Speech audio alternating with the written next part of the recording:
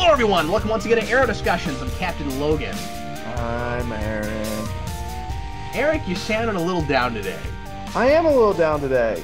Aside from the fact that literally every single person in the comments corrected me from misremembering Isabel's plotline from the comic I read like 6 years ago when it first came out, I wasn't super jazzed about this episode, but we'll talk about it. Okay, all right, we'll get into it. Well, before we talk about this week's episode, we'll talk a little bit more about last week's episode, Deathstroke, by answering a few questions and comments from the comment section. Wow, once again, tons and tons of comments. We'll get through these as quickly as humanly possible. Are we skipping all the ones where it's people correcting us on the Queen's backstory because we completely misremembered it? I might have like one of those in here representing all of it on the whole. But as usual, Eric, I made sure and put in as many on here that were correcting you and leaving out all the ones that were correcting me. Okay, because you made the same mistake I did. And you also read those issues when they first came out, when I read them. And neither of us have gone back, so. Yes, but they weren't that memorable. I really liked the first issue, and that was it. Well, no, I liked the first issue too, but then after that I lost interest. Yeah, me too. Yeah, in fact, it took me a while to even realize that was supposed to be the same character. Well, I knew it because we looked it up in like episode 1, but other than that. Oh, do we actually know that when we did the first? I'm pretty sure we mentioned it in trivia or in comic book references in like episode 1. Anyways, maybe it was while I was watching it, I didn't remember it, but okay. All right, moving on. JT David, my prediction is Slade is going to break Oliver's back and send him back to the island with a TV where he can watch Slade destroy his world. When it is done and Starling City is ashes, then he will put an arrow in his eye. There's a lot of comments this week about, and I'm not going to read them all, but there are a lot of comments this week about how this show is more and more borrowing a lot from Dark Knight Rises. And I saw an early quote from one of the producers saying that the Nolan trilogy is kind of their guidebook and roadmap. So they're doing that stuff on purpose. What happens when they run out of... Okay, so we've done Batman Begins. If this is Rises, next season is Dark Knight, that means they're out of stuff to use, right? Yeah, I mean, like, I don't think... Although I didn't pick up on the Rises similarities nearly as much as I did with the Begin stuff in season 1. No, me neither. I feel like it's been a little bit more subtly embedded, but people brought up some things that are really interesting. Parallels and connections that I don't know if they're all on purpose. And so, I mean, I've got to really give it to the show that this year I'm not finding myself constantly going, oh, more Batman, more Batman. People are drawing a lot of parallels now, though, especially after this episode from this week between Isabel and Talia. People have been saying that, like, since the beginning. I think it's just... I don't think there's as much connection as people want there to be.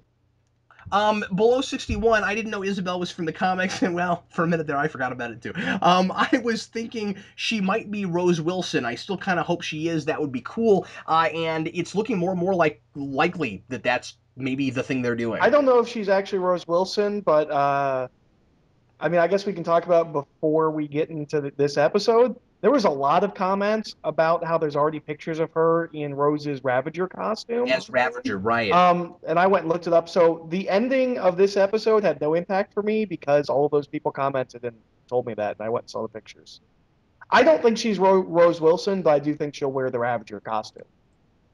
Well, obviously, she's going to do that. It would be weird if she was Slade's daughter and slept with Oliver's dad.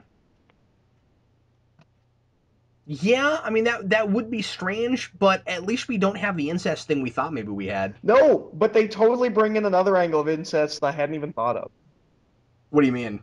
Because they Thea mentions Tommy and how she had a crush on Tommy. I was like, I didn't even think of that. There was almost incest there.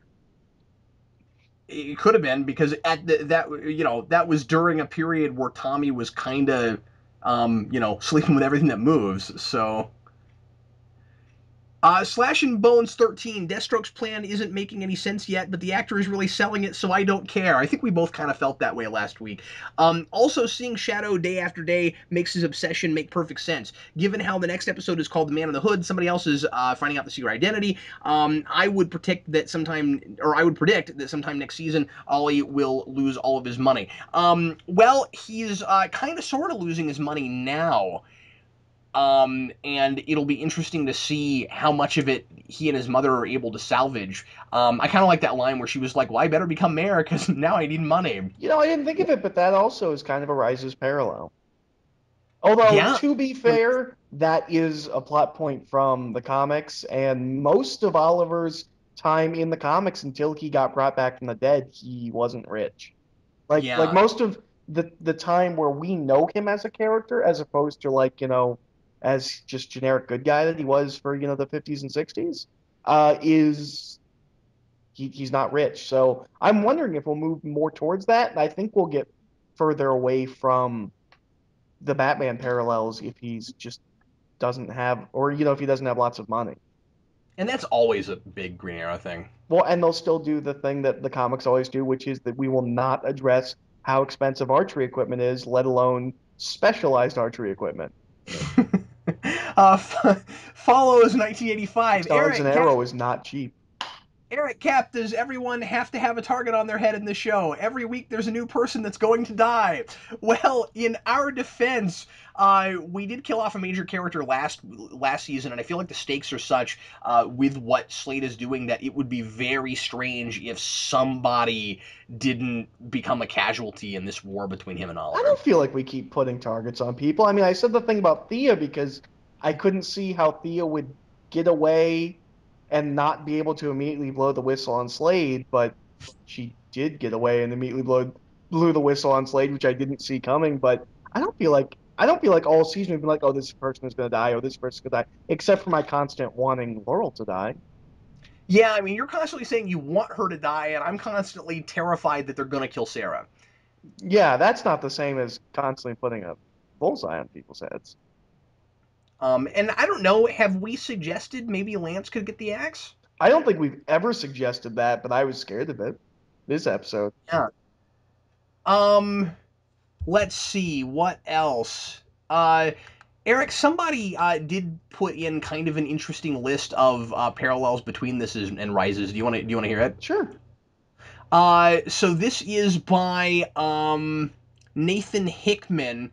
Tell me how much of this you think is really connections. This series is starting to feel more and more like Dark Knight Rises. He says there's an abnormally strong mercenary from the hero's past leading an army of released convicts against a city. The romantic corporate lead that we had early on, functioning partially as a rebound from the girlfriend who chose his best friend over him before the friend died, is revealed to be working with this self-same mercenary. The hero makes a conscious decision to put her in control of the company he runs, and she gives it to the mercenary in order to give him access to the R&D department.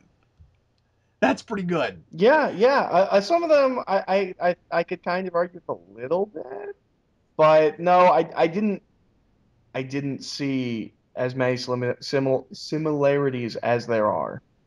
The hero loses everything, including both his company and his house. We were talking about that. The only good police officer correctly deduces who the villain is early on, but is ignored by the other officers until it's too late. Well, at least he wasn't sleeping at his house. That's a good point. The hero's new, actually good despite her troubled past girlfriend dresses in black leather and helps him fight crime. The hero's older friend dispenses sound advice on the spot that sounds like it must have taken a while to come up with. Well, that's through the entire show. Yeah. The hero's younger, hot-headed sidekick character questions his decisions. That's a good call. Yeah. The tech support character seems to fluctuate randomly between wanting to be more involved and wanting to be out altogether. I don't know if there's as much of that in this. I don't know if there's as much of that in Rises. Yeah. Yeah, now that I think about it, is it because we've been talking about Lucius Fox, I mean, and I don't. to be fair, Lucius Fox just kind of disappears from that movie. Um, Well, he's just with everybody else, kind of hunkered down, trying to stay away from Bane and figure out what to do. So I mean, like, he doesn't disappear any more than anybody else does. Well, yeah, but I mean, like, I don't feel like he's actually like trying to get out of the game. Yeah. And finally he says, and I just think this one's kind of funny, Ra's al Ghul is pronounced incorrectly. Okay, yeah, no. It is funny that both this show and the Nolan Oh, films. I think they absolutely call him Roz because of those movies. I think so too, yeah. And then he says, I'm waiting for Ollie to fake his own death, move to Venice with Sarah, wink at Diggle, and leave Arsenal Harper, which is his birth name, with the cave and costume in practically located beneath a building currently in use. That was funny. C2 Fu, I'm personally betting on Merlin coming back in the final-ish episode to try and take Thea out when the crap is about to hit the fan. I do not think that Merlin's going to try and take Thea out. I think, if anything, Merlin's going to try to get Thea to come to his side and train her and that whole thing. No, that's what he said. Oh, when you said Try take her try and out, I thought you meant like, no, try and take her, not take her out. okay. Then yes, Yeah, I agree. I misspoke, but yes, I agree with that. A lot of people corrected us on Flash. The Flash episode's supposed to be episode 20, not the last one. I'd heard it was 18. Although this episode looks like it was supposed to be the Flash episode, and it's one of the biggest weaknesses of this episode. Well, maybe not a weakness, an annoyance. Okay, we'll talk about that. I Yeah. wasn't real annoyed with it, but Darth Sandwich. Why didn't they make Shadow Slade's girlfriend? I like this point. Slade is going after Oliver because Oliver caused the death of Oliver's girlfriend. Shouldn't Oliver be the one who is angry? We This talked show, about this. We said this in one of the. did we? Yeah, we talked about this. I think it was in the Island episode. We talked about how the motivation would have worked better if Slade and Shadow had been together. We've covered this already. Okay. Yeah. What else? Caleb Foster. It's like the actors watch this. That would be cool. You know, of all the shows that I've ever seen that I could do podcasts on, this is the one that I would most see an actor maybe would actually watch one of our shows just because they're so into social networking, Yeah, maybe so. That'd be really cool. especially Stephen Mel. If they do, they Um, should totally comment and let us know. I stuck you. Deathstroke is beginning to rival Darkseid in villainous chair sitting. Well, he's doing a lot of standing this episode. A lot of ominous standing. Pyramid Head getting slayed in the public eye. Man, that's a great unintentional pun there. Did we say that? Apparently, one of us said Well, that. one of us is incredibly clever, And blood, subconsciously. and I like this too. He also says blood equals the Penguin and Slade equals Max Shrek, kind of. Although I don't think either of them are trying to steal power. Although they kind of steal power this episode. Because they say whenever they activate that machine, there will be kind of a blackout. Well, and especially because Blood's not putting Slade in like a creepy cage underground with a bunch of penguins walking around. And Slade hasn't bitten anybody's nose off.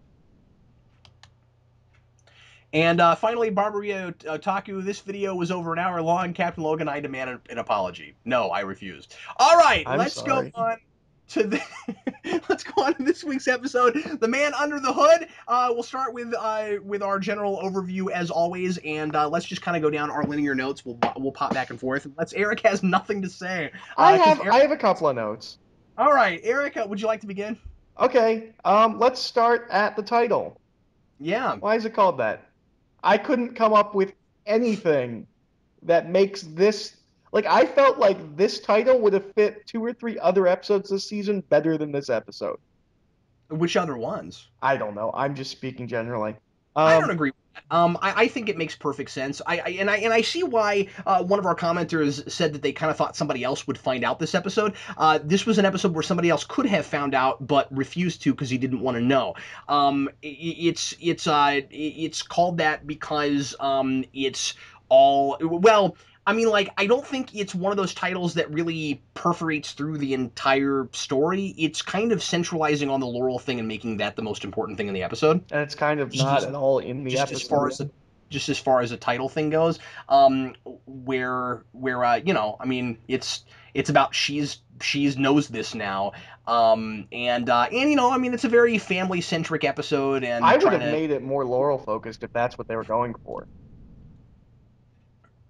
Yeah. I kind of thought with a title like that we were going to get an episode that was much more about Oliver dealing with the consequences of the dual identity, which this whole season has kind of been revolving around thematically anyways. I thought we were going to have an episode where Oliver really realized, that he's kind of lost everything because of the vigilante life, but yeah, Yeah, I felt like it and was kind of a generic title that didn't. he's dealing with major consequences of things, but they don't have a whole lot to do necessarily with the fact that he's putting on a mask, with the fact that he has a dual identity. They have a lot more to do with, as has been the case a lot this season, also his decision to lie about certain things. And not telling people things that potentially, had he not done that, wouldn't have led to really horrible things happening. And also, of course, his choice on the island to start killing people, which plays in a lot here. But no, I'm with you. It's maybe somewhat of a weak title, but I don't think it doesn't fit. I think it's just kind of putting all the focus on one element. Kind of a. You're cutting out again on us, man. Oh, no, no, no. Go ahead, Is it better now? Eric. Yeah, go ahead. Okay. Um, okay. So hopefully someone can correct me. And I'm not wrong, or I am wrong. But they explain this whole thing about how Isabel has taken over the company. And Oliver says, we have the majority of the stocks. And then they explain that somehow she's made that worthless. How can you make the majority of the stocks worthless? Yeah, I had the same note. I wasn't real sure what that meant. I'm hoping like the way that they made it sound was that like she's like sold like ridiculous amount of stocks, but they'd still have the majority. Like he says that and he's like, "Well, you're basically broke." How is that possible if you have the majority of the stocks? And how would that not mess up the company somehow? Yeah, maybe somebody. Maybe I just don't know enough about this kind of Yeah, that's what I was business. gonna say. Maybe somebody who knows more about. We might just be completely ignorant, but I would love a show that's going to be that. I would love the show to not be that vague about it. If you're going to say all you can make that much of the stock worthless, tell me how, because I don't know how that I feel like works. that statement's either too smart or really dumb. Yeah, and it seems like one of those kind of quick leaps in logic that the show kind of hopes we won't notice, like some of the way they do tech in the show. Yeah. Sometimes, which doesn't bug me as much because a lot of the time, you need that kind of computer thing just to get us from one part of an action scene to another. So Felicity has magic fingers, okay, but that doesn't. This kind of thing, yeah, bugs me slightly more just because she's. I want her to be super smart and conniving, and I want to know how she did it. TV shows have not yet mastered making monetary babble as just acceptable as techno babble. Yeah. Let's see. What else do we need to talk about? I've got a note on just I thought the Flash stuff was kind of annoying. Okay, what was annoying about it? Um, were those characters in the Flash episode? Because I don't remember them, and they talk to them like they've been hanging out with them the whole season.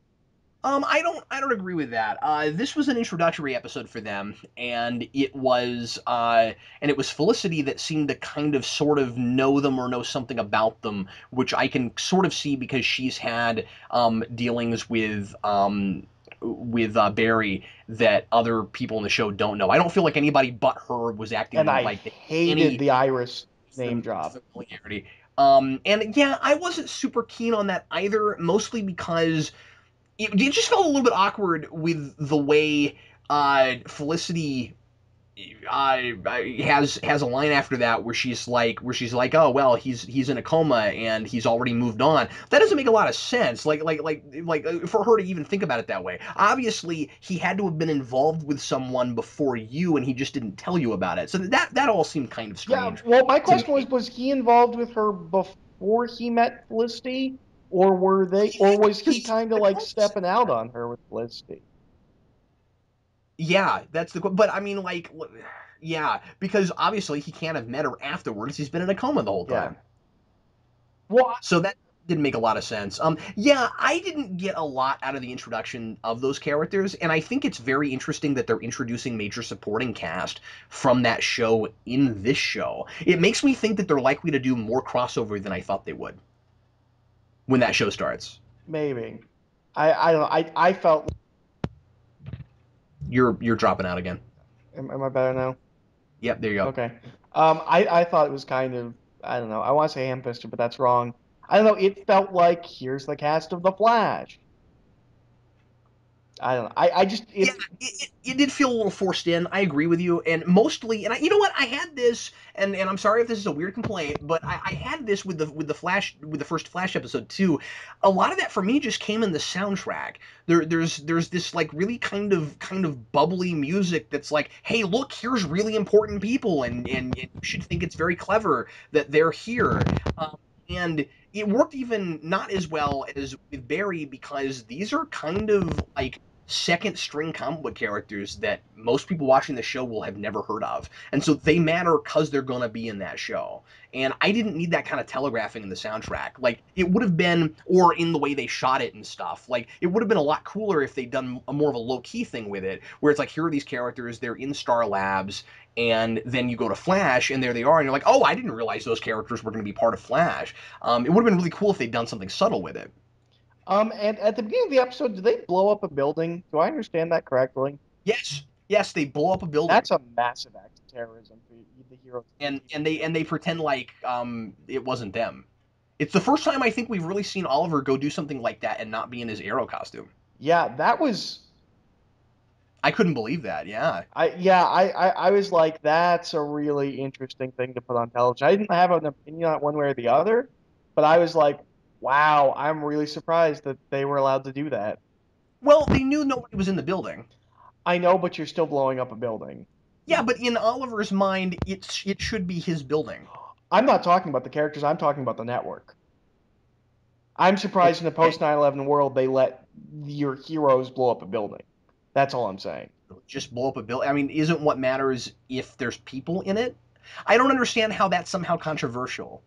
Um, I don't know. It just that seemed Really, like just think the something that image would of a be blown up flagged building by is the TV. I'm not saying one way or the other whether I think it's right or wrong or whether it is controversial or not, but I would think that the censors would think it was. wow. Okay. Maybe I'm wrong. Maybe we're well past that, but I was kind of surprised to see that coming from the heroes. I just don't think that it's really. I don't think it's terrorism in this context because this woman strong armed the company away from him, and they're trying to avoid horrible things happening with resources that should be Oliver's. So I'm just saying that at least from our character's perspective, they're blowing up something that they rightfully should own. Yeah, yeah.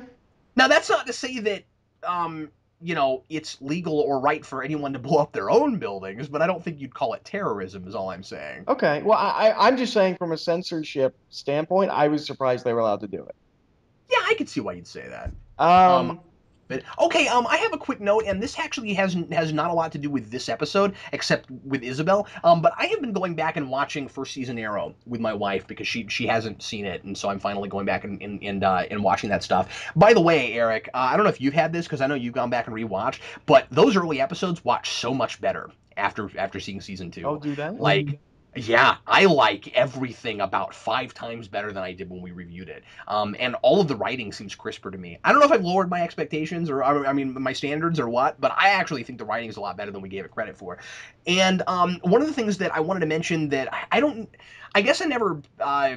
Oh, I know what it was. I think it was a week or two ago. Somebody left a comment that mentioned that Isabel's name is on the list, and in first season, and I saw it, and it's in like the first or second episode, and then they keep showing it. I've seen it 3 or 4 times now. Her name keeps popping up on pages that or on a page that Oliver is crossing people off of.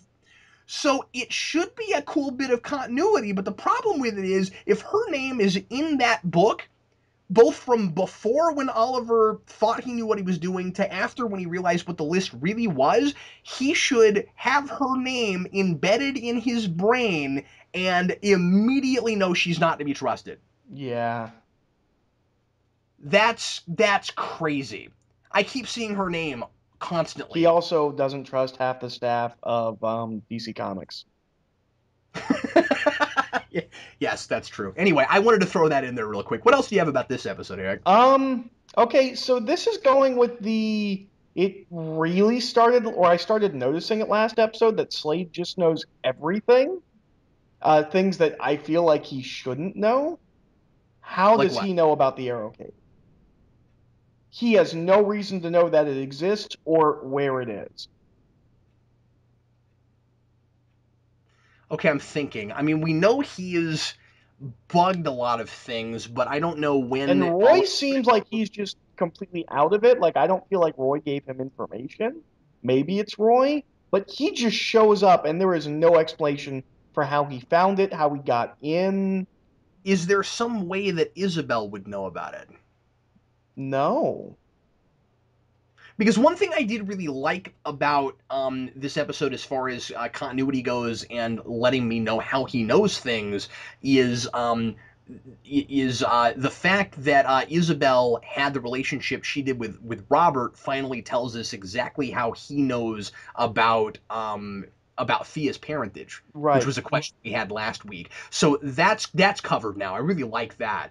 But I'm with you. Yeah, I didn't even question it, and I think the reason I didn't question it is because this is so weird. We've seen him in there before, but it wasn't actually him. And I guess for some reason, I mean, I wasn't thinking, oh, he's been here before. I guess it's just for some reason, because the hallucination happened earlier in the season, it didn't even occur to me to question how he would know where the Arrow Cave was. That's a really good question, Eric. I'm not sure.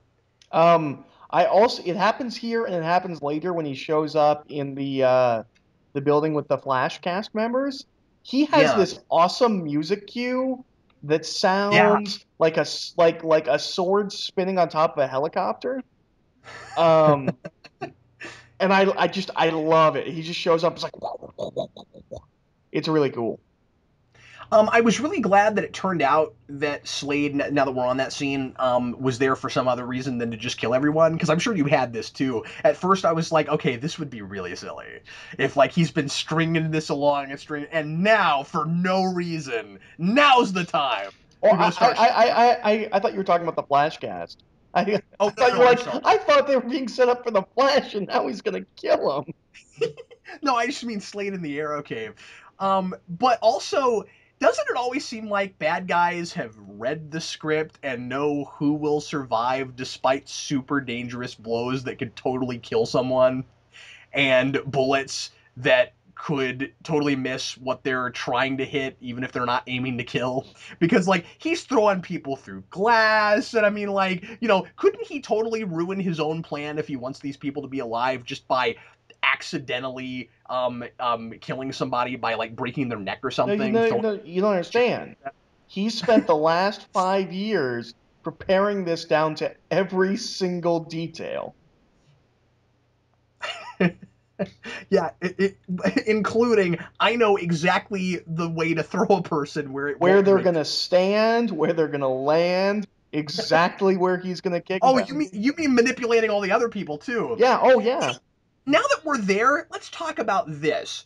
Did do we think that he intended Roy to be part of his plan, or did he modify his plan to include Roy?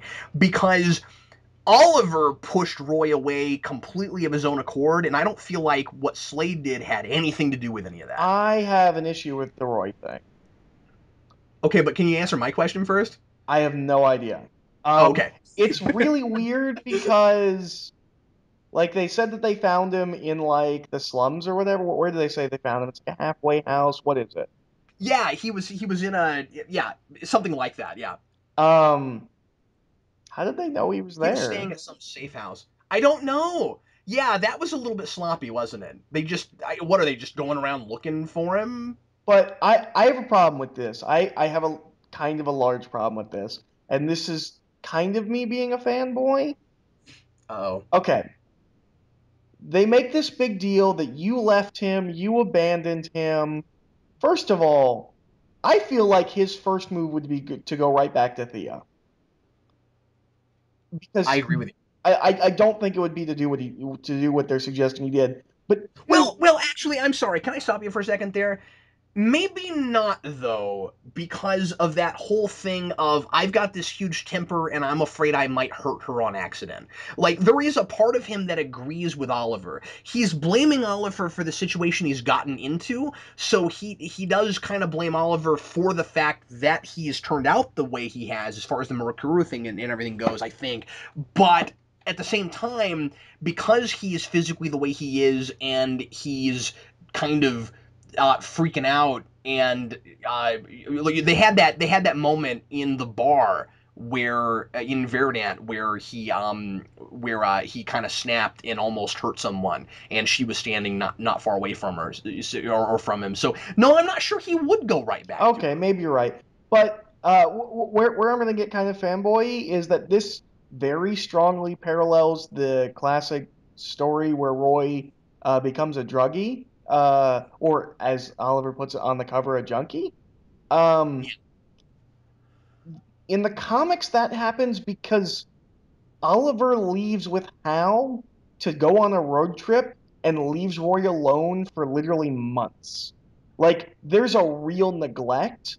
And I feel like the way it's phrased here, they're hinting or they're kind of suggesting that that's kind of what happened. But, like, I don't feel like, It's too fast. yeah, Well, it's really fast. and I still feel like the way they introduced this whole idea of Oliver just suddenly going, "You need to leave my sister alone now," was really shoehorned in. He needed to be a much bigger presence. I'm talking about Roy. Through more of this season for me to buy that they got him to this place. There's been a And couple of things like that. Like Thea, just the yes, one episode just saying, well, you never lied to me. We're like, oh, well, now she's going to find out a secret that he's yeah, been lying about something.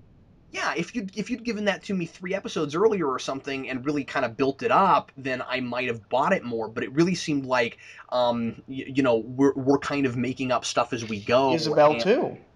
we get to this episode, we get to a certain episode where we're like, oh, we really need to set this up for like the very next episode. We should have done it episodes ago. There's a little bit of the whole kind of cracking under its own weight now, which is unfortunate. I'm still impressed with a lot of what they've managed to juggle, Eric, but there are some things now where I feel like, if given some hindsight, they might look back at the season and say, boy, I wish we developed that Well, earlier.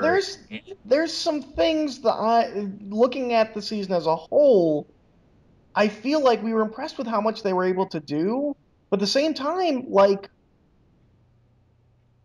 as a whole, as cool as they were, I would have cut the Rush episode and the Suicide Squad episode and made those set up more character stuff. I feel like there's a couple of times I would have cut the Huntress episode too. I would Absolutely. Yeah, but there's that's been we both I think would agree that that's been the weakest episode of the season. yeah, I remember not liking the one that came right back from season break, but I don't, or the the mid season break. But there's just been a couple episodes where looking back, I'm like, I would have set more stuff up. Like there's so much stuff now where it feels like, oh man, we forgot to set this up. And I feel like there's been so much this season, and then stuff that we were it's so impressed they were setting up, like Blood, seems to just have completely dropped off.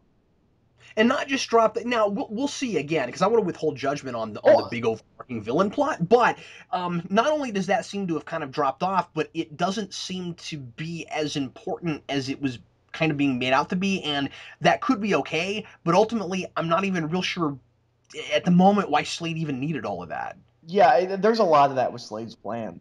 But yeah, I feel like maybe I don't know. The season definitely feels like a little more aimless than it felt like at the beginning. It felt like this season they knew where they were going. They knew they had a whole season, and now as we're getting towards the end, it feels like a little bit less so.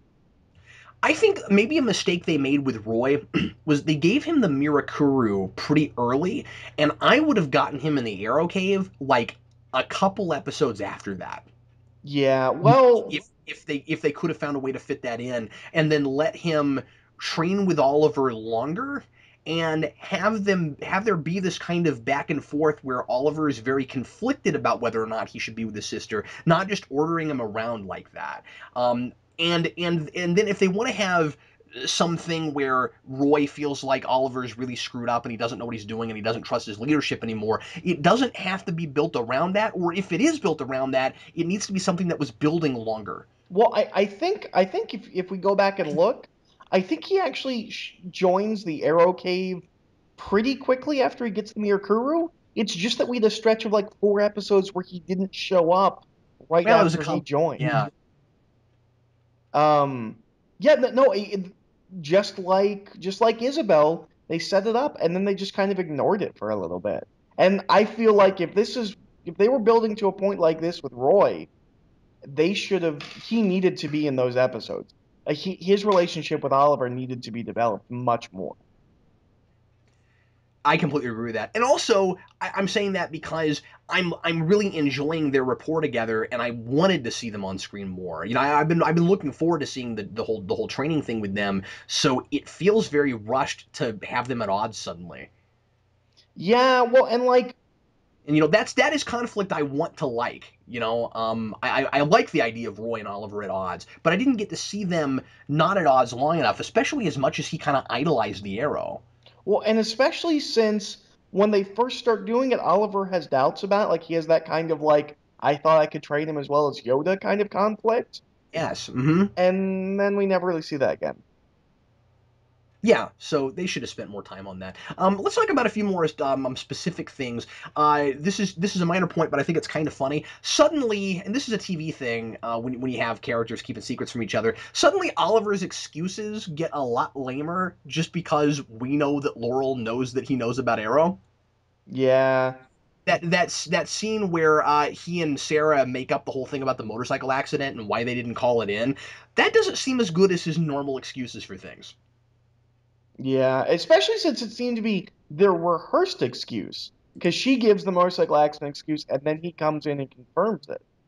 Yeah, like that's what they've picked. Maybe I'm just feeling that way because I know what Laurel knows, and so it just seems more awkward. But I don't know. It seemed like they could have maybe come up with something a little bit better than that. It seemed like they were doing that on purpose to let Laurel in real fast on Hey Sarah's Black Canary, which once again, as I said before, she really kind of ought to have already been able to piece together just looking at her, but that's a conceit thing. At the same time, do we, and I know I complain about this kind of thing a lot, but do we really need those flashes of flashbacks in her head while she's piecing stuff together? Couldn't we just have the exact same performance from her in the hallway without all of that and us know what she's thinking? I think so. Can we talk about Laurel and how I'm back to wanting her to die? Yeah, sure. Okay, so my whole big thing was, okay, now we know she's bad. Like they've kind of been flip-flopping, and now, okay, she's a bad guy. I know how to feel about her, how I'm supposed to feel about her. Or not bad, but just has like come to grips with her own moral ambiguity and is fine with it. And then they build on that even more. Last episode, Slade tells her, and then nothing comes of that. She just goes to Oliver, and I was like, wow, like for somebody that planned everything out, that really slipped past Slade. Like that didn't do anything. He's like, I'm gonna go distract him even more. Well, it's actually kind of cemented their relationship as like way more positive, right? Like it's kind of Yeah, and I solidifying things thought that between. the point was we were going more negative with her. Well, That's and can I talk about her discussion with her boss? well, first of all, let me just say that they're obviously still trying to play both sides of that. I guess we got to see where it's going, but I do potentially like. We'll see where it goes. I do potentially like the notion of Slade is trying to splinter all of Oliver's friends, and he is so arrogant that he doesn't understand them the way he thinks that he does. And frankly, you can't give Slade a lot of crap for not understanding Laurel this season. No, that's Just fair. want to just want to I'm throw just that out. saying he seems to know everything else and how everyone else is going to react to everything. Looking at that character this season versus who she was last season, which again, I've been watching the early episodes and she seems like an entirely different character. I mean, I know that Tommy died, but really, like, a totally different person. And anyway, I don't know. I actually kind of think that it's somewhat funny that he would think that doing something to her would go one direction, but like he doesn't get her because she's not gettable right now. That's just how I feel about it. I don't want to overthink her until I don't want to overthink her at all. But I don't know, man. I can't think too much about that stuff until I see where it ultimately goes because I don't know what they're doing with her. Okay. I want to talk about the conversation she has with her boss Yeah, go ahead. because it was even more asinine than the conversation she had with her boss last time, where we talked about how ridiculous it was. You thought it was more ridiculous than I did, but yeah. Who does she think she is that she can threaten her boss like, oh well, I'm going to be the new lead DA, and my one goal is going to be to go after you for doing this for this wrongful arrest. I was like, you're nobody. Like you blackmailed your way back into your job. Like what makes you think that you can just leave that job and go join the DA's office and go after them for this? I mean, you're going to be doing grunt work for years before you can do anything like that. And two, where are you going to get the funding for this? Like, it's not like her dad can afford her, or afford, a lawyer. Like that entire, and then her boss is like, it's not going to be this easy all the time. I was like, now is the time to stand your ground because she's being ridiculous.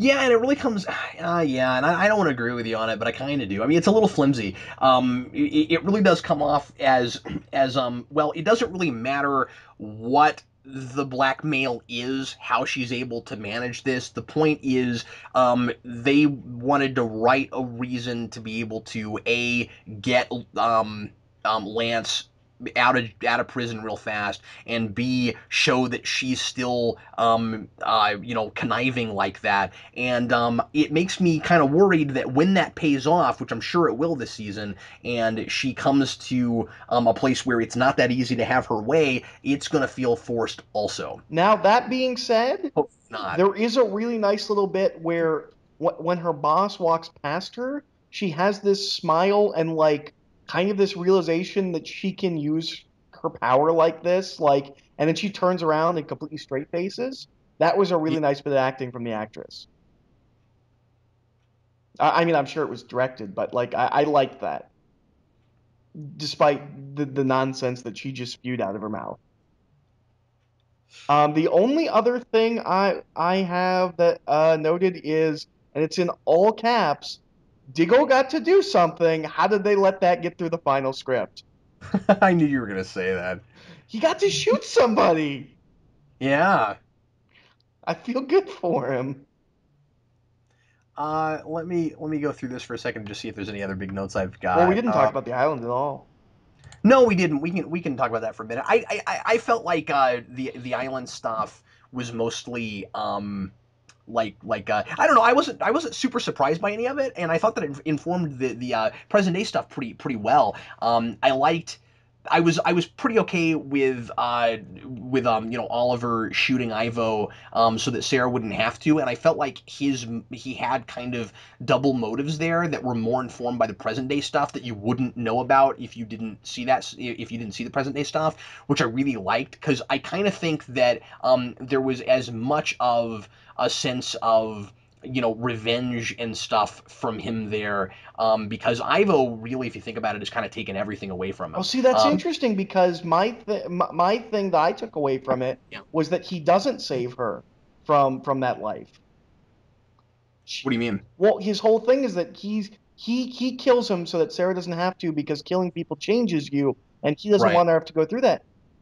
She does. She totally has to go through that. Like, even his kind of noble aspirations, or maybe the front that he put on, the more noble front that he put on, Of he course. totally fails. And I I'm I just thought saying that it. was interesting.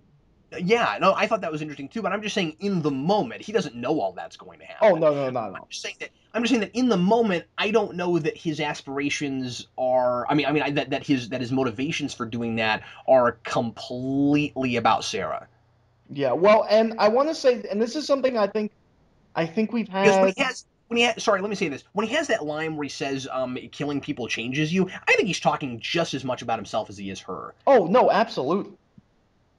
So I like that scene quite a bit. But I think this is one of the times we've had this. I feel like it happens more often than I'd like it to with the island flashbacks.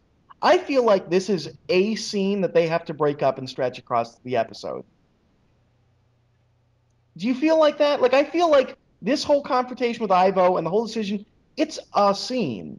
But because of the format of the show, they have to stretch it across the whole show. Yeah, but there's been a lot of that in this show, and I'm kind of okay with it because different pieces of it are somewhat, at least to a slight degree, reflected and paralleling and stuff that we're in informing and stuff that we're dealing with present I day. don't know why I it struck me this episode, but for some this episode, reason, yeah, because honestly, man, if you go back to a lot of other episodes, that has been the format of the show. yeah. Especially lately, with the stuff after Slade's taken the boat, I think there's actually quite a bit of that. But I don't know. I really like the island stuff this episode. Yeah, oh no, I did too. I thought it was really good.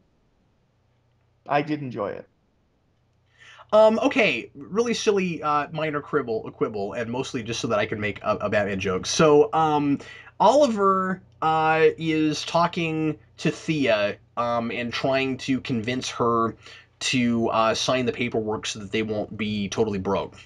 And he gets a phone call immediately. That was pretty convenient that he got that phone call right then as she got there. And then he turns, and the completely calculating, always knows his surroundings, always thinking 3 steps ahead, Oliver Queen doesn't keep looking at his sister while he's talking on the phone to make sure she doesn't leave. Just so that we get this dramatic effect of he turns around and she's gone, and she's like Batman. And so I don't know. I thought that was somewhat unintentionally funny, but also I like it's not a big deal. But I was just sort of like, I don't know. I think Oliver would watch her. I mean, like, yeah, he probably doesn't want her to be able to hear that he's talking to Felicity, but he walks off a couple steps. I thought it was weird that he wasn't at least glancing over more often. Yeah. So also like I don't know. The whole scene seemed kind of manufactured to me because where did she park? Did she park really far away and walk just so that if she wanted to leave dramatically, he wouldn't hear her car rev up and drive away? So that's what that feels like. Yeah, exactly. So you see why I'm complaining about that, even though it's a very minor point in the middle of the scene. It bugged me while I was watching it. Anyway, yeah. The other thing I wanted to mention is Oliver. We were talking about Roy, and I don't know. I still just don't know. Maybe we're belaboring this too much. I still just don't know if I buy that he's self-absorbed enough that he screwed up as much as he did with Roy. Well, and there's a thing here. Yeah. Was Roy strung out on drugs? Because I feel like they want to say that, but they don't want to say that. Because they say like he was so like out of it that I think he was doing drugs, and they just don't want to say that on a CW show. I don't know what you're talking about. Why would he be strung up on drugs? I thought that the whole thing with the Mirakuru was just sort of kind of Well, they said he was so out of his mind he didn't even put up a fight. So that's not the Mirakuru. He's not angry and raging. He would be putting up a fight. They found him in a halfway house. So I think yeah, Eric, I don't think we should leap to that conclusion. I think that the way I read that scene, and I could be wrong, you might be right, but there's no discussion of drugs whatsoever. But I they don't think said we can he was out of it and didn't put up a fight. So I kind of yeah, knowing the character's history, I guess I kind of okay, fine, but that doesn't mean drugs. That could just mean he doesn't care anymore, right? I guess so. I felt It could mean I didn't like that we didn't see that scene. Can I I say was that? Yeah, well, sure, because it would have been nice to have known how they found him. I mean, yeah, Slate could have had somebody following him around, but like, just tell me that. Well, no, But no, no, I want to see the scene because yeah, I have a hard time picturing him being that out of it. Like being so apathetic that he'll just go with the bad guys. Like that feels really especially because of how, uncharacteristic.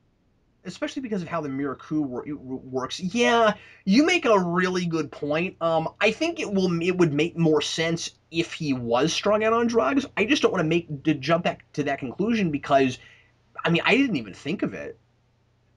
It didn't even sort of occur to me that Well, I that's what was was. already thinking Roy strung out on drugs because they were talking about him in a way that reminded me of that comic. So, But like, it I was also already in seems. that headspace. But a couple things about that. It also seems kind of strange that we would just suddenly make him on drugs and even I I don't don't know think it's sudden. addict. I feel like the life he leads in season one, he's probably done drugs. Well, he probably did in season one, but I just mean that like when you have this thing inside you like Mirakuru, which is kind of a drug in and of itself, it seems weird to do that and drugs at the same time. I mean, in the show, I mean, in a thematic way. It seems weird to use your sort of pseudo thinly veiled drug metaphor and also have drugs. Yeah, I couldn't figure out any other way that he would be out of it and wouldn't put up a fight. Unless Um, they're just flat out lying and he did put up a fight. I'm glad that I forgot that. I'm gonna move to something else. I'm glad I forgot that somebody had mentioned the Ravager thing because I actually kind of thought Isabel was gonna die in this episode I mean that when she got shot, it looked like she was dead. So I'm glad I didn't have what you did because I actually was surprised by that and thought that it was a decent cliffhanger. I'm glad that I don't do anything that makes me bleed out my eyeballs because it looks painful. Hey, we got Trick Arrows again finally. We haven't had that in a long time. Did her hooked up? I don't know why. Did it make you think of Lady Deathstroke in X2? Yes it did. Okay, it's not just me. Sure did. Well, That's all I got for notes. okay, let's go ahead and go on to best moment, worst moment then. What was your favorite moment this episode, sir? Um, it's entirely an acting thing, and it's in about 10 seconds. But Oliver's realization that he slept with the same woman his father slept with, Steve Amell plays it perfect, and I thought it was just fantastic. Because He had you a watch lot of you cool reactions to things. yeah, you watch it in his eyes as he slowly puts those pieces together. Which, by the way, how young was she when he was with her? Because that's when Thea was little. We're going back like 10 years. No. She wasn't little. I mean, well, I don't know how little she was. We're just told that she got hurt on a horse. I don't know how far back Okay, that goes. okay. Because Summer Glau already looks much younger than she really is, and she Yeah, says she's under 30. So I was like, if that's like 10 years ago, she's like 18. Like, that's pushing it. yeah. She had to have been. I mean, I would guess that even so, she was probably in her very early 20s. The sense I got was that it was very soon before Oliver went to the island. Well, and we didn't really mention her motivation. It's really kind of interesting because Yeah. again, I could be completely wrong, but I feel like in the comics I remember that she was kind of like a nobody. I should really reread those comics before I talk about it. But I thought it was interesting that it was such a petty normal origin for a villain. Like that, you hear that story all the time. Like it's the kind of thing you would see in like Law and Order. Um, that it was just like, she slept with this older rich guy and Thought she was gonna run off with him. I yeah, thought it was weird that they got all the way to the airport though. yeah, that Um, was like, weird. like I was surprised. I don't know. I was conflicted about this. I was a little surprised that they make such a big deal out of this speech that Oliver. I mean, Oliver gives this speech where they're making this big deal out of like how Robert's like good sort of kind of outweighs his bad because at the end of the day he chose his family. Hmm. But like he almost got on an airplane with another woman. Like they went that far with it. I mean, I like the Well, kind she of just says their bags were packed. no, they were at the airport. Oh, okay. No, I mean she was at the airport. Like he didn't get there, I don't think, but like she was at the airport. They had plane tickets. Oh, yeah. See what I'm saying? I'm just surprised that they went that far with it, and I don't even know if I don't like it. It's just because I do sort of like that that like Robert and Moira were kind of going against each other like that. There seems to be this kind of tit for tat thing with them. But I do think it's origin. Do think She's clearly his Malcolm Merlin, you know. I think it's interesting that that she has such kind of a mundane origin. Yeah, As no, I opposed like that to too. Slade's almost like Shakespearean Machiavellian origin. Where, well, at least that's kind of how they're mentally retconning it. But like it, it's brothers and there's a love between them, and like he Yeah. has this big grand, thing, and then his dad slept with her and she thought he was gonna run away with her. Um, Yeah.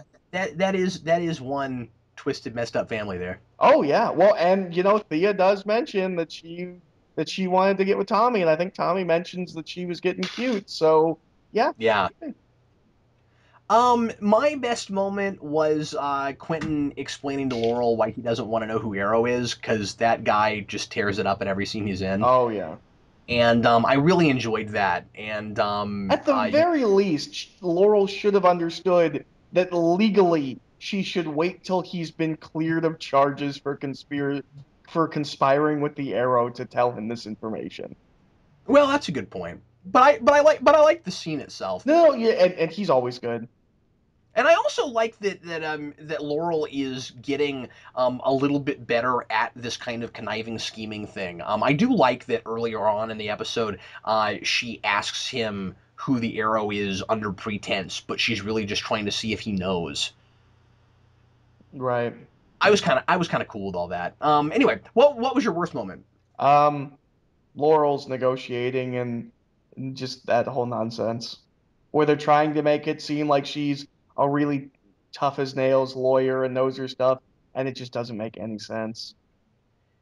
I had a lot less. Boy, I hate this in this episode, and a lot more. I'm not sure about this, and a lot of kind of reserving judgment because my history with the show has when I don't like stuff, a lot of the time has been, well, I don't like it now, but later it makes me okay with it with certain things. Certain things. It's not to say it's perfect, but my worst moment in this episode, at least right now, I wasn't sure how I felt about Thea's speech about how being anything but a screw up isn't in her genes. Yeah, I wasn't in love with that, and the reason is because she really has kind of gotten her life totally together, and she's outside of the influence of either of her parents.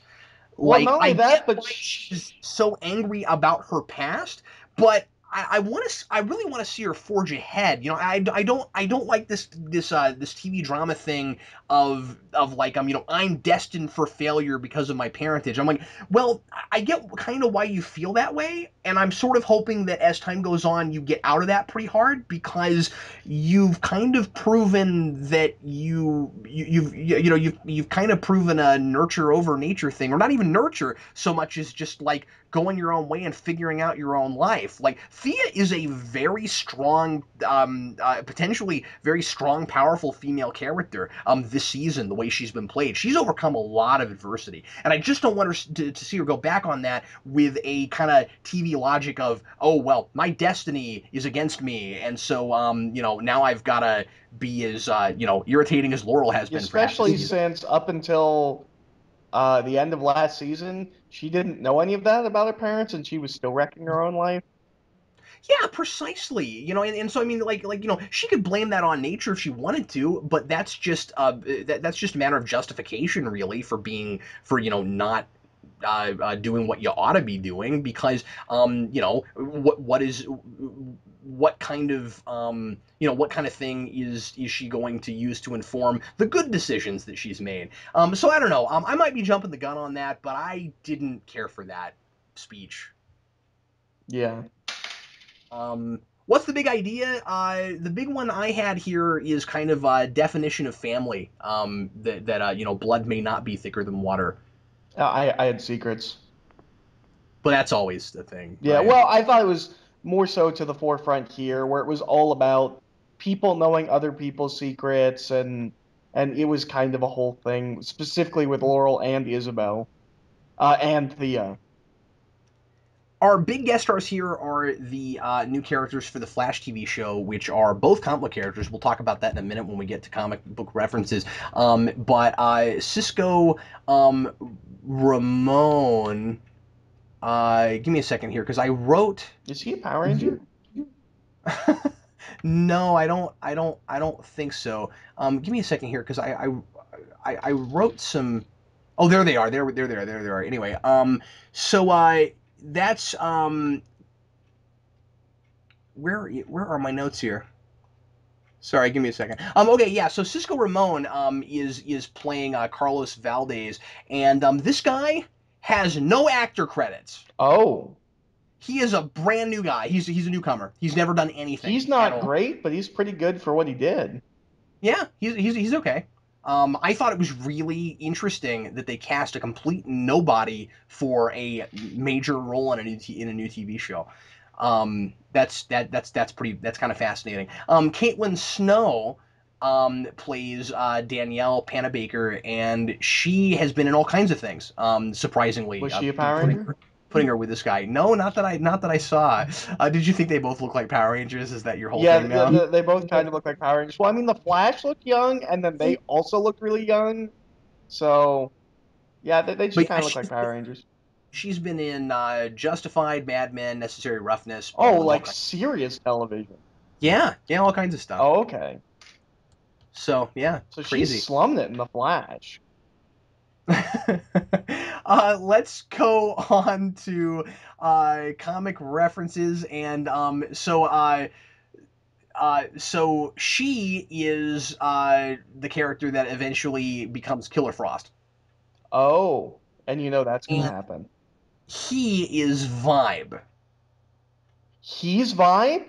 Yes. Isn't Vibe the villain of the first episode? No, Vibe is a Justice League character I don't know anything about. Oh, I think I But heard I something don't about think Vibe being in like but early on that show. I don't think Vibe is a supervillain. I don't know. And of course, these are going to be good guys, so I don't know if she ever actually becomes Killer Frost or how that works. But anyway, I like he's a good and so he actually in a scene says the word vibe, and he also uses a weapon that looks a lot like the actual character's powers in the comics. All I know is that until Jeff Johns revived him, George Perez said that Vibe was the most racist superhero character ever created. Oh, really? Yeah, Wow. I think it was George Perez, somebody. Well, that is one thing above my zero of things we know about that character. Let's go on to predictions. Do you have anything after this episode? I don't have a ton Not really. beyond stuff we've already talked about. Obviously, I guess the big thing is Isabel going to end up being Slade's daughter? Are they going to go that far? I don't And think they are. I think what's going to happen, I think Isabel's, even though she has a beef with Oliver, I think she's going to be like the Black Canary playmate, and then Oliver's going to fight Slade, and that's how that's going to work. yeah, I can. Yeah, that's a good call. Um, well, who do you think's going to die? Honestly, when Who's going to die? when that stuff happened in the prison, I was worried Quentin was going to die. Um, I didn't think they'd kill him there. That didn't seem like a place they'd kill someone. in prison where people die every day, that didn't seem No, no, like a place where they. not in a TV show like this, Eric. Nope. Okay. You know why? Because he wouldn't have gotten killed by a major bad guy, and he's too big of a character not to get killed that way. Or in like I don't know. When they kill someone off, it's going to be in a big climax kind of place. It's not going to be 2-3 episodes from the end of the season. I I don't know. I you could put bets on anybody or no bets on anybody. I think Thea is still a really good shot right now. I hope not. I hope not too, but I feel like she's kind of in this place where she's maybe gonna have this I don't have much to live for mentality, and something could come of that. I don't mean she'll kill herself, I but am you worried know, about Quentin now. and also, you thought she was gonna die a couple episodes ago, and the big reason that I said, and a lot of people said they're not gonna kill her there, is because they're not going to do that before she finds out about her parentage. But she knows that now, so she's a complete possible liability now. I'm worried that Quentin's going to Anything can die happen. now, and it's somehow going to be Oliver's fault, and Laurel's now going to know that the arrow, because she knows that the arrow is Oliver, she's going to know to Yeah, blame him, and that's going to be a season 3 thing.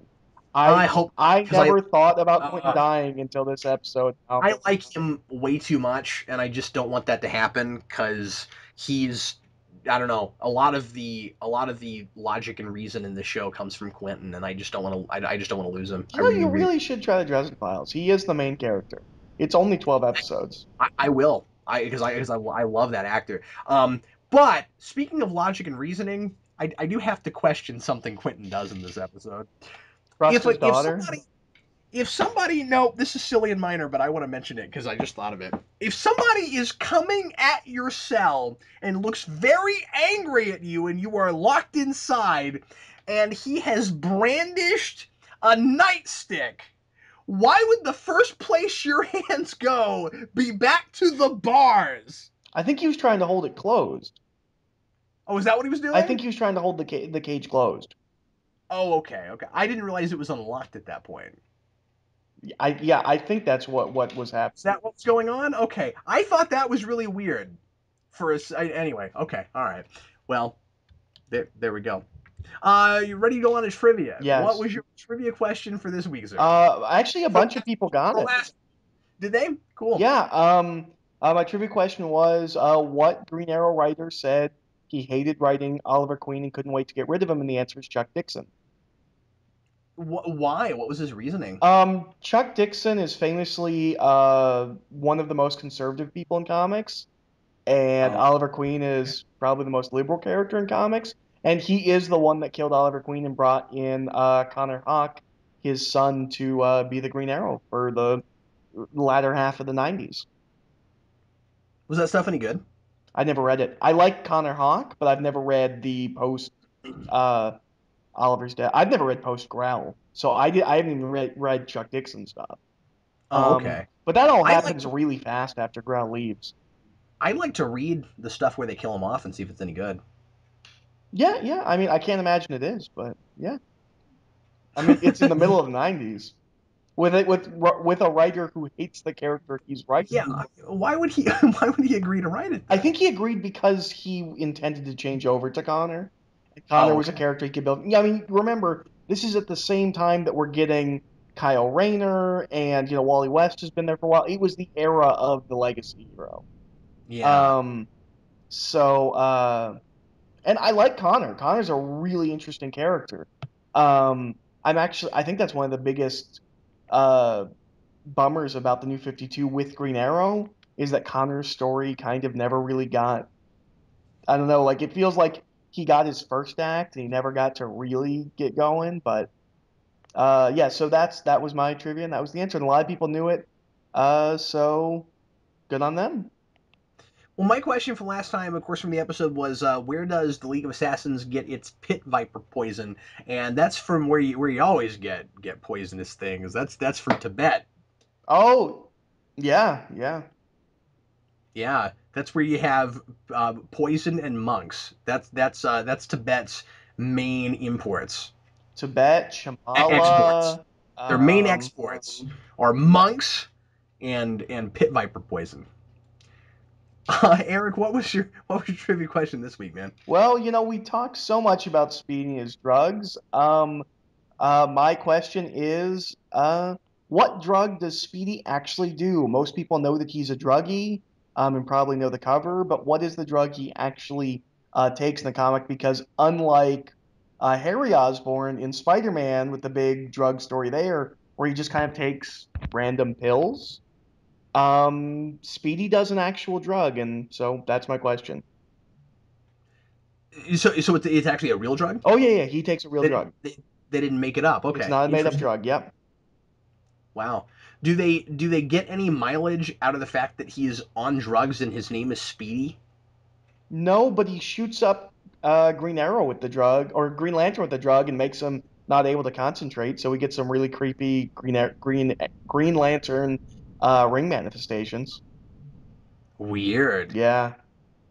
Well, my question is absurdly easy, but I felt the need to ask it because I think it's kind of funny. And this might not be the first episode where we've actually seen this, but it was the first time I noticed it. What color is Mirakuru? That's my question. It's purple, right? No, it's not. It's not. It's not purple. I know. I was just guessing. It's not. It's not purple. Yes, you're right. Is You it really. one of the Power Rangers' primary colors? I cannot reveal that at this time. Okay. Well, I've Well, said to you before off mic that this is the best Power Rangers cast that's never done a Power Rangers show. oh, I know. I still agree with you. Yeah, we should do a whole show at some point like that. Just like let's cast the Arrow cast as Power Rangers. Well, anyway, everybody, thanks as always for listening. I sure hope you enjoyed it, and feel free to leave comments, and we will answer some more of your comments next episode. We've only got a couple left this season, and even though we were not as super thrilled with this one as we have been a lot of things earlier in the season, I've still overall been really eating this up. Yeah, I feel like the next couple episodes are just going to be just a just real fast run, dash to the finish. So I'm Yeah, excited. I think they've kind of got to be, yeah. So yeah, we probably sounded super down on this one, but I don't know. I've kind of got to see where the rest of it's going. But yeah, I don't know how I felt about this one. Is not messing with my overall enjoyment of the season, and I still liked a lot of stuff in this one. So anyway, well, folks, thanks so much for listening, and we'll see you next time. I'm Captain Logan. I'm Eric.